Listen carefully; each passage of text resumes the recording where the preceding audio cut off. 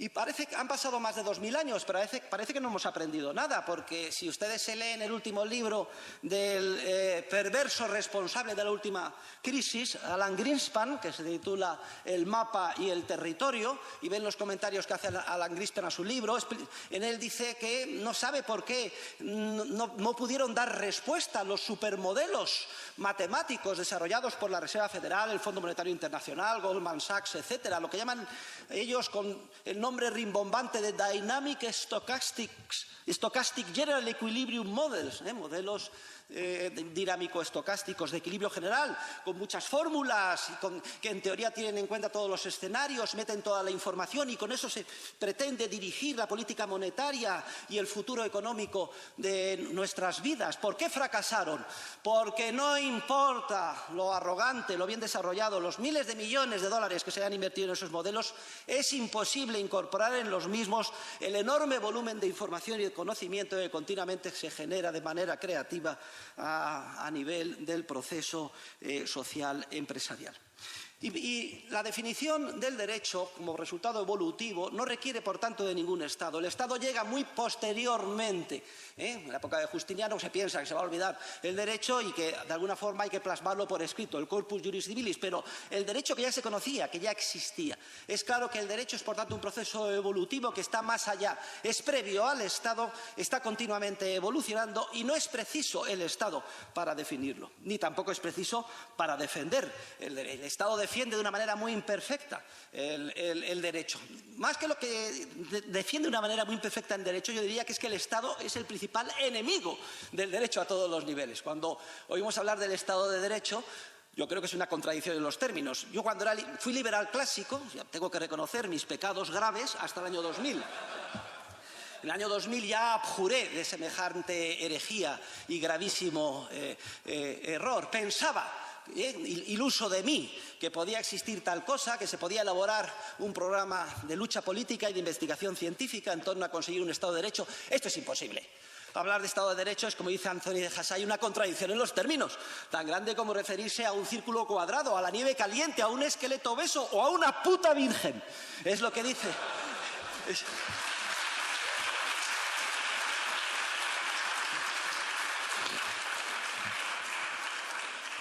Luego, no requiere ni para la definición ni para la defensa del derecho, no se requiere la existencia del Estado. Todo lo contrario, el Estado es el principal enemigo a la hora de defender el verdadero derecho, es el principal obstáculo para su definición. Y cuanto antes nos quitemos la venda de los ojos y nos demos cuenta de esta realidad y de las razones teóricas por las que siempre esto va a ser así, mucho mejor en nuestro avance en la lucha por la libertad. Ahora bien, no solo el Estado es, desde el punto de vista científico, innecesario, es que además el estatismo, entendido por estatismo el deseo de organizar la cooperación social en base a un órgano monopolista de la coacción institucional o la violencia, que conocemos con el nombre de Estado. El estatismo es teóricamente imposible. Toda la teoría austríaca sobre la imposibilidad del socialismo de alguna forma se generaliza y se convierte en una teoría sobre la imposibilidad del estatismo. Estoy preparando la 5ª edición española de mi libro Socialismo, Cálculo Económico y Función Empresarial. Y muy seriamente he considerado la posibilidad de cambiarle el título, porque el problema no es el socialismo. Ya me he dado cuenta a lo largo de las últimas décadas que estábamos atacando a un muñeco de paja, a algo que no es realmente lo malo. El problema no es el socialismo, el problema es el Estado en sí, el problema es el estatismo, y por eso mi libro debería de volver a titularse como Estatismo, Cálculo Económico y Función Empresarial. Porque si hay una conclusión esencial del análisis teórico de la escuela austríaca es que es imposible organizar cualquier parcela de la vida en sociedad en base a la coacción institucional, incluyendo la definición del derecho, incluyendo la defensa del derecho, incluyendo la justicia, incluyendo el orden público. Y ello por unas razones esenciales. Analizo con detalle estas razones a lo largo de las 450 páginas de mi libro, pero que las podemos resumir aquí. Primero, por razones de información o conocimiento. Me he referido a ellas cuando he hecho la cita de Catón. Es que es inmenso el volumen de conocimiento e información, ni siquiera lo podemos concebir, que continuamente generamos nosotros, los seres humanos de a pie, conforme desarrollamos nuestras vidas.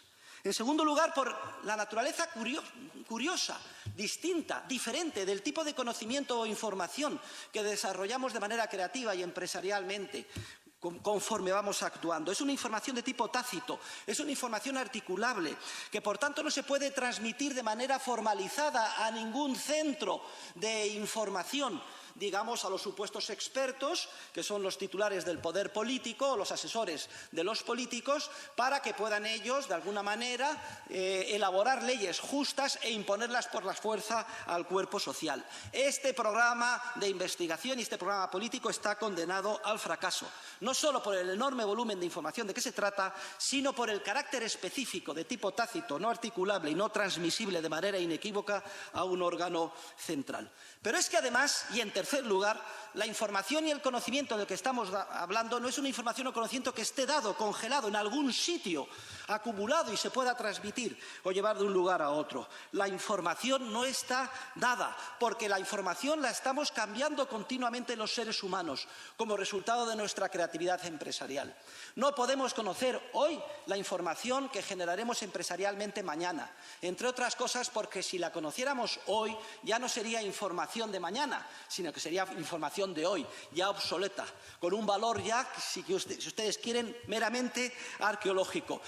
Pero resulta que el organizador coactivo, el Estado, la información que necesita para dar un contenido coordinador a sus mandatos en cualquier parcela de las que quiera intervenir, es la información que será relevante mañana y que no es una información que todavía ha surgido y ha sido creada desde el punto de vista empresarial. Nos damos cuenta de la paradoja, de la imposibilidad teórica de que pueda conseguir éxito en su programa de organizar la sociedad con éxito el Estado. Y, en cuarto y último lugar, lo más importante, es que Estado es coacción. Esto es lo más importante. Esto es lo que tenemos que repetir una y otra vez a todos los niveles. Estatismo es coacción, es violencia sistemática, es policía, es cárcel, es tiro en la nuca, son cámaras de gas. Es todo lo mismo, con pequeñas diferencias de grado.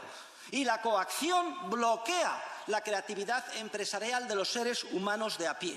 No solo es que la información que necesita el Estado es una información futura que todavía en gran medida no ha sido creada, es todavía más grave. Es que resulta que como el Estado siempre incide de manera coactiva en el cuerpo social, bloquea precisamente, y en la medida en que incida con éxito, bloquea la creación de información de primera mano, que es precisamente la que necesita para dar un contenido coordinador a sus mandatos el día de mañana. Esas son las 4 razones principales por las cuales el socialismo, el estatismo, es teóricamente imposible. Y hay otras muchas consecuencias periféricas del daño que hace el Estado en nuestras vidas. Las pueden estudiar con detalle en mis obras o en cualquiera de las obras relacionadas con este tema. Pero quizá lo más importante es el efecto profundamente corruptor que genera el estatismo. El Estado nos corrompe a todos los niveles, nos destroza a todos los niveles, corrompe el concepto de ley, lo sustituye por un simple reglamento o mandato, corrompe el concepto de justicia, que es la adaptación de nuestro comportamiento a unas normas pautadas, normas de derecho en sentido material, general, con aplicación general y abstracta e igual a todos, y lo sustituye por una pseudoley, un reglamento que nos obliga a desarrollar un comportamiento específico en unas circunstancias concretas que no tiene nada que ver y que pretende imponer los fines de aquel que está al mando. Y me da lo mismo que haya sido votado o no democráticamente. Esto es irrelevante desde el punto de vista del efecto corrupción y del efecto perversión. Pero, ¿qué les voy a decir que ustedes no conozcan? Si es que coge uno, abre la prensa todos los días y parece que todo esto es una enfermedad moral y que nuestros líderes, por ejemplo, el rey Felipe VI, no, es que necesitamos volver a la moralidad. Yerran gravemente en el diagnóstico del problema. No se trata en que de pronto todos hayamos dejado de ser morales. Es que resulta que el sistema basado en el Estado corrompe nuestro comportamiento de manera sistemática. Y que no me diga alguien, pero ¿qué dice usted, profesor Huerta de Soto? Que el estatismo es teóricamente imposible, pero ¿no vivimos con un Estado? ¿No están prosperando las sociedades? no a trancas y barrancas avanzamos, y la respuesta es que esto, en la medida en que suceda, no sucede como consecuencia del Estado, sino a pesar del Estado. Esta es la idea esencial, que además da título a una de las obras de mi gran colega y amigo Carlos Rodríguez Brown, que recomiendo que todos ustedes lean. Todo lo que ustedes puedan ver bueno que les rodea no es resultado del Estado, sino que ha podido surgir con grandes dificultades a pesar del Estado.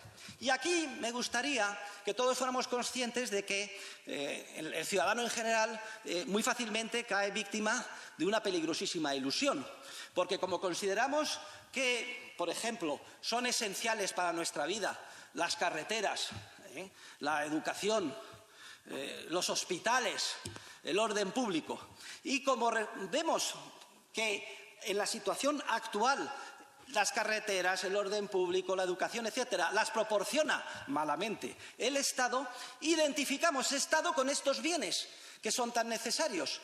Y pensamos que si no existiera el Estado no existirían estos bienes supuestamente públicos.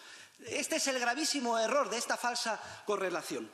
Tenemos que darnos cuenta de que el Estado es una rémora y de que sin Estado dispondríamos de carreteras, educación, hospitales, orden público muchísimo más eficientes, muchísimo más moral en cuanto a su comportamiento y a un coste mucho más reducido. Esta es la idea esencial de la agenda libertaria que debemos de mantener y convertir en el centro de nuestro esfuerzo divulgador y teórico hoy en día.